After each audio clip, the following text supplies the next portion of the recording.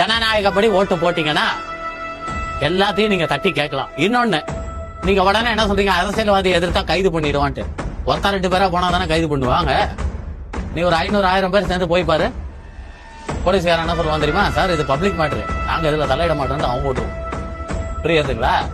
2 கை தட்டினாதான் சத்தம் வரும், 1 கை தட்டினா சத்தம் வராது. அந்த மாதிரி மக்களுக்குள்ள ஒத்துமை இல்லைன்னு தெரிஞ்சுக்கிட்டு தான் அரசியல்வாதி இத்தனை அச்சுறுத்தியும் பண்ணிக்கிட்டு இருக்கான். அதை முதல்ல நீங்க தெரிஞ்சுக்கணும்.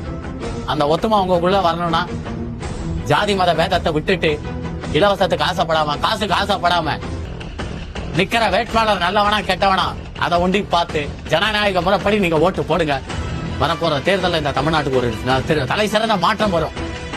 மாற்றம் வந்தாலும் அவன் தப்பு செஞ்சாலும் நீங்க கேட்கக்கூடிய தைரியம் உங்களுக்கு வரும். என்ன மாதிரி தயவு செய்து இந்த தடவை தமிழக பொதுமக்கள் சிந்தி, நான் இவங்களுக்கு தான் ஓட்டு போட அவங்களுக்கு தான் ஓட்டு போடலன்னு நான் சொல்லல.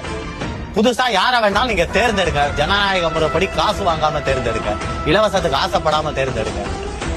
உங்களுடைய உரிமைகளை விற்காதீங்க. அப்ப நீங்க உங்களோட பிரச்சனைகளை நீங்க அந்த தொகுதி எம்எல்ஏ கிட்ட நீங்க தட்டி கேட்க முடியும். அவன் வீட்டு எம்எல்ஏ வீட்டு வாசலே போய் நிக்கலாம். அதனால வரப்போற தேர்தல்ல ஒரு தரமான ஒரு இதுவை கொடுத்து இந்த திராவிடியா மாடலை ஒழிக்கிற வழியா பாருங்க. இன்னமும் அதை நம்பிக்கிட்டு இருந்தீங்கன்னா இன்னும் 5 வருஷத்துல தமிழ்நாடு